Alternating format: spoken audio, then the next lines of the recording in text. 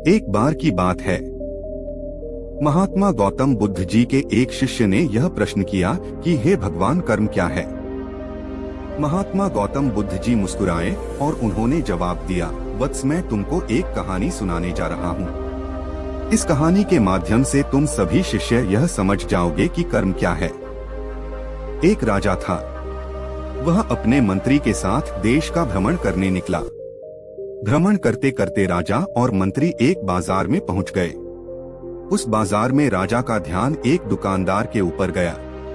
उस दुकानदार को देखते ही राजा के मन में न जाने क्यों यह विचार आया कि मैं इस दुकानदार को कल फांसी की सजा दे दूं। यह बात राजा ने अपनी मंत्री को बताया। मंत्री कुछ बोले उससे पहले राजा उस दुकानदार के दुकान के सामने से आगे निकल चुके थे और दूसरी बातें करने लगे।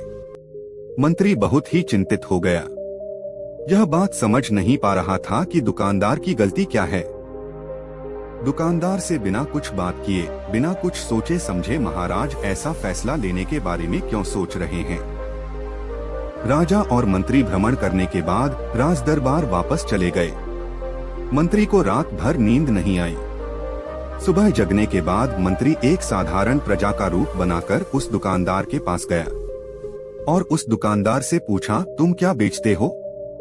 दुकानदार ने जवाब दिया, मैं चंदन की लकड़ी बेचता हूँ। फिर मंत्री आसपास के लोगों से दुकानदार के बारे में पूछना शुरू किया।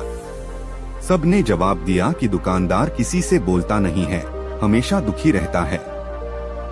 मंत्री को बात समझ में आ गई। मंत्री फिर वापस दुकानदार के पास गया और उस दुकानदार से पूछा, तुम दुखी क्यों रहते हो। दुकानदार ने बताया, मैं दुखी इसलिए रहता हूँ क्योंकि मेरे दुकान पर लोग आते हैं, चंदन की लकड़ियाँ सूंघते हैं और बोलते हैं बहुत ही सुंदर है, बहुत ही अच्छी महक है, लेकिन कोई खरीदा नहीं है, इसलिए मैं बहुत दुखी रहता हूँ। मंत्री दुकानदार की बात सुनकर खुद भी भाव विभोर हो गया। कोई भी दुकानदार दुखी क्यों न हो अगर उसके दुकान का कोई भी सामान खरीदा ना जाए जबकि सामान में कोई कमी न हो। मंत्री सोचने लगा कि यह दुकानदार अपने दुखों के वजह से इतना दुखी रहता है, परंतु राजा इस दुकानदार को फांसी पर क्यों लटकाना चाहते हैं, अर्थात राजा के मन में आए हुए विचार का उत्तर अभी तक मंत्री को नहीं मिला था। मंत्री ने फिर दुकानदार से पूछा, भाई तब तुम क्या करोगे अगर तुम्हारे दुकान की सारी चंदन की लकड़ियां ऐसे ही रखी की रखी रह जाएंगी तो। दुकानदार ने गुस्से भाव में बोला, हाँ मैं जानता हूँ मेरी चंदन की लकड़ियाँ ऐसे ही रखी रह जाएंगे, कोई नहीं खरीदेगा। इसीलिए मैं सोचता हूँ कि हमारे देश का राजा जल्दी से मर जाए। अगर वह जल्दी से मर जाता तो मैं उस राज दरबार में उस राजा के दाह संस्कार के लिए अपनी चंदन की लकड़ी देता, जिससे मुझे कुछ पैसे मिल जाते और इस बाजार के अलावा बाकी के लोगों को भी मेरे चंदन की लकड़ी के बारे में पता चलता, तो फिर शायद कुछ न कुछ लोग मेरी दुकान से जरूर खरीदने आते चंदन की लकड़ी। मंत्री दुकानदार की बात को सुनकर सब कुछ समझ गया और उसके मन में एक विचार आया। मंत्री ने दुकानदार से चंदन की कुछ लकड़ियां खरीदे।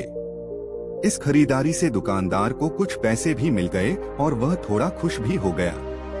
मंत्री चंदन की लकड़ियों को लेकर वापस राज दरबार चला आया। राज दरबार पहुंचकर मंत्री ने उन चंदन की लकड़ियों को राजा के समक्ष रख दिया और बोला कि हे राजन, ये चंदन की लकड़ियां उसी दुकानदार ने आपको भेंट किया है जिस दुकानदार को आप फांसी देने के लिए सोच रहे थे। राजा उन चंदन को सूंघे तथा सूंघने के बाद बड़े ही प्रसन्न हुए। उन्होंने कहा, यह चंदन की लकड़ियां बहुत ही ज्यादा खुशबूदार हैं। दुकानदार के इस अनोखे भेंट से राजा बहुत खुश हुए और मंत्री को कुछ स्वर्ण मुद्राएं दिए तथा बोले, जाओ उस दुकानदार को ये स्वर्ण मुद्राएं इनाम में देना और बोलना कि आज के बाद महल में जब कभी भी चंदन की लकड़ी की जरूरत पड़ेगी तब तुम्हारे दुकान से ही चंदन की लकड़ी ली जाएगी। मंत्री जी मुस्कुराने लगे तथा यह सोचने लगे कि अब तो राजा के मन में उस दुकानदार को फांसी देने का विचार आ ही नहीं सकता, क्योंकि अब तो हमेशा राज दरबार के लिए चंदन की लकड़ियों का इंतजाम की जिम्मेदारी उस दुकानदार को जो मिल गई है। मंत्री स्वर्ण मुद्राओं को लेकर वापस दुकानदार की तरफ चल दिया। इधर राजा इस विचार में पड़ गए कि वह दुकानदार तो बड़ा ही अच्छा इंसान है।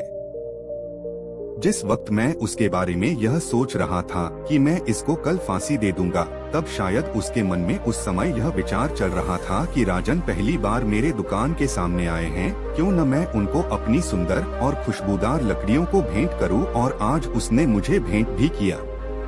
बेवजह ही मैं उसको फांसी देने के बारे में सोच रहा था। इधर मंत्री दुकानदार के पास पहुंच गया। मंत्री ने राजा के द्वारा दी गई स्वर्ण मुद्राओं को दुकानदार को देते हुए कहा कि जिन चंदन की लकड़ी को कल मैं खरीद कर लेकर गया था, उन चंदन की लकड़ियों को राजा ने बहुत पसंद किया और इनाम के तौर पर तुमको यह कुछ स्वर्ण मुद्राएं दिए हैं। दुकानदार बहुत ही खुश होने लगा। साथ ही साथ मंत्री ने उस दुकानदार को यह भी बताया कि अब आज के बाद राज दरबार में जब कभी भी चंदन की लकड़ियों की जरूरत पड़ेगी तो सारी चंदन की लकड़ियां तुम्हारी दुकान से ली जाएगी। दुकानदार मंत्री की बात सुनकर बहुत ही खुश हो गया। मंत्री ने दुकानदार से पूछा, क्यों भाई, तुम तो राजा के बारे में इतना बुरा भला सोचते थे, लेकिन राजा देखो तुम्हारी कितना चिंता करते हैं। राजा कितने अच्छे हैं। राजा अपनी प्रजा के बारे में कभी भी गलत नहीं सोचते हैं। दुकानदार मंत्री की बात से सहमत हो गया और बहुत दुखी हुआ। दुकानदार मंत्री से बोला, मैं कितना गलत सोचता था राजा के बारे में। राजा तो बड़े ही अच्छे हैं। एक जंगल के दोनों ओर अलग अलग राजाओं का राज्य था और उसी जंगल में एक महात्मा रहते थे जिन्हें दोनों राजा अपना गुरु मानते थे। उसी जंगल के बीचों बीच एक नदी बहती थी। अक्सर उसी नदी को लेकर दोनों राज्यों के बीच झगड़े फसाद होते रहते थे। एक बार तो बात बिगड़ते बिगड़ते युद्ध तक आ पहुंची। कोई भी राजा सुलह को तैयार नहीं था, सो युद्ध तो निश्चय ही था। दोनों राजाओं ने युद्ध से पहले महात्मा का आशीर्वाद लेने की सोची और पहुंच गए जंगल की उस कुटिया में जहां महात्मा रहते थे। पहले एक राजा आया और उसने महात्मा से युद्ध में विजय का आशीर्वाद मांगा। महात्मा ने कुछ देर उस राजा को निहारा और कहा कि राजन, तुम्हारे भाग्य में जीत नहीं दिखती, आगे ईश्वर की मर्जी। यह सुनकर पहला राजा थोड़ा विचलित तो हुआ, फिर उसने सोचा कि यदि हारना ही है तो पूरी ताकत से लड़ेंगे, परंतु यूं ही हार नहीं मानेंगे, और अगर हार भी गए तो हार को भी औरों के लिए उदाहरण बना देंगे, परंतु आसानी से हार नहीं मानेंगे। यह निश्चय कर वह वहां से चला गया। दूसरा राजा भी जीत का आशीर्वाद लेने महात्मा के पास आया, उनके पैर छुए और विजय श्री का आशीर्वाद मांगा। महात्मा ने उसे भी कुछ देर निहारा और कहा कि बेटा, भाग्य तो तुम्हारे साथ ही है। यह सुनकर राजा तो खुशी से भर गया और वापस जाकर निश्चिंत हो गया, जैसे कि उसने युद्ध तो जीत ही लिया हो। अंततः युद्ध का दिन आया। दोनों सेना एक दूसरे के आमने सामने थे और युद्ध का बिगुल बज गया। युद्ध प्रारंभ हो चुका था। एक तरफ की सेना यह सोचकर लड़ रही थी कि चाहे किस्मत में हार हो पर हम हार नहीं मानेंगे, हम अपना सर्वश्रेष्ठ कोशिश करेंगे, अपना सर्वस्व झोंक देंगे। और वहीं दूसरी तरफ की सेना एक निश्चिंत मानसिकता के साथ लड़ रही थी कि जितना तो हमें ही है, तो घबराना कैसा। लड़ते लड़ते दूसरी सेना के राजा के घोड़े के पैर का नाल भी निकल गया और घोड़ा लड़खड़ाने लगा, पर राजा ने ध्यान ही नहीं दिया, क्योंकि उसके दिमाग में एक ही बात चल रहा था कि जब जीत मेरे भाग्य में है ही फिर किस बात की चिंता। कुछ ही क्षण बाद दूसरे राजा का घोड़ा लड़खड़ाकर गिर गया, जिससे राजा भी जमीन पे गिर पड़ा और घायल हो गया और वह दुश्मनों के बीच घिर गया। पहले राजा के सैनिकों ने उसे बंधक बना लिए एवं उसे अपने राजा को सौंप दिया। युद्ध का निर्णय हो चुका था। युद्ध का परिणाम बिल्कुल महात्मा के भविष्यवाणी के उलट था। निर्णय के बाद महात्मा भी वहां पहुंच गए। अब दोनों राजाओं को बड़ी जिज्ञासा थी कि आखिर भाग्य का लिखा बदल कैसे गया। दोनों ने महात्मा से प्रश्न किया कि गुरुवर, आखिर ये कैसे संभव हुआ। महात्मा ने मुस्कुराते हुए उत्तर दिया, राजन, भाग्य नहीं बदला, वो बिल्कुल अपने जगह सही है, पर तुम लोग बदल गए हो। उन्होंने विजेता राजा की ओर इशारा करते हुए कहा कि अब आपको ही देखो राजन, आपने संभावित हार के बारे में सुनकर दिन रात एक कर दिया। सब कुछ भूलकर आप जबरदस्त तैयारी में जुट गए, यह सोचकर कि परिणाम चाहे जो भी हो पर हार नहीं मानूंगा। खुद हर बात का ख्याल रखा, खुद ही हर रणनीति बनाई, जबकि पहले आपकी योजना सेनापति के भरोसे युद्ध लड़ने की थी। अब महात्मा ने पराजित राजा की ओर इशारा करते हुए कहा कि राजन, आपने तो युद्ध से पहले ही जीत का जश्न मानना शुरू कर दिया था। आपने तो अपने घोड़े की नाल तक का ख्याल नहीं रखा। फिर आप इतनी बड़ी सेना को कैसे संभालते और कैसे उनको कुशल नेतृत्व देते? और हुआ वही जो होना लिखा था। भाग्य नहीं बदला, पर जिनके भाग्य में जो लिखा था उन्होंने ही अपना व्यक्तित्व बदल लिया। फिर बेचारा भाग्य क्या करता। एक बार की बात है कि देवर्षि नारद वैकुंठ धाम गए। वहां उन्होंने भगवान विष्णु को प्रणाम किया और श्रीहरि विष्णु भगवान से कहा, हे प्रभु, पृथ्वी पर अब आपका प्रभाव कम हो रहा है। धर्म की राह पर चलने वालों को कोई अच्छा फल नहीं मिल रहा और जो पाप कर रहे हैं उनका सब भला हो रहा है। उनके मजे ही मजे हैं।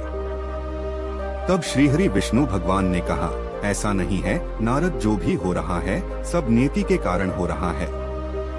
नारद बोले, प्रभु, मैं तो यह सब पृथ्वीलोक देखकर आ रहा हूँ। पापियों को अच्छा फल मिल रहा है और भला करने वाले, धर्म के रास्ते पर चलने वाले लोगों को बुरा फल मिल रहा है। श्री विष्णु भगवान ने कहा, नारद, कोई ऐसी घटना बताओ जो तुमने देखा हो। तब नारद जी ने कहा, अभी मैं पृथ्वीलोक के एक जंगल से आ रहा हूँ। मैंने देखा कि वहाँ एक गाय दलदल में फंसी हुई थी। कोई उसे बचाने वाला नहीं था। तभी एक चोर उधर से गुजर रहा था। वह चोर गाय को फंसा हुआ देखकर भी रुका नहीं, बल्कि वह उस पर पैर रखकर दलदल लांघकर आगे निकल गया। आश्चर्य तो तब हुआ जब आगे जाकर उस चोर को सोने की मोहरों से भरी एक थैली मिली। थोड़ी देर बाद वहां से एक वृद्ध साधु गुजरा। उसने उस गाय को दलदल में फंसा देख उसको बचाने की पूरी कोशिश की। साधु ने अपने पूरे शरीर का जोर लगाकर उस गाय को बचा लिया, लेकिन मैंने देखा कि गाय को दलदल से निकालने के बाद वह साधु जब कुछ दूर आगे गया तो एक गड्ढे में गिर गया। हे प्रभु, अब आप ही बताइए यह कौन सा न्याय है? देवर्षि नारद की पूरी बात सुनने के बाद श्री हरि बोले, यह तो सही ही हुआ नारद। जो चोर गाय पर पैर रखकर भाग गया था उसकी किस्मत में तो पहले से ही एक खजाना था, लेकिन उसके इस पाप के कारण उसे केवल कुछ मोहरें ही मिली।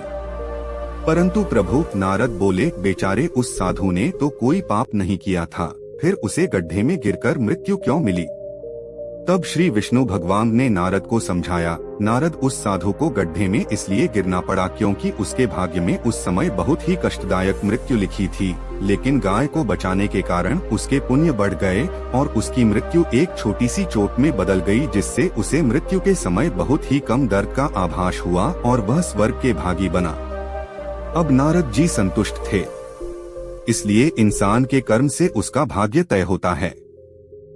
इंसान को कर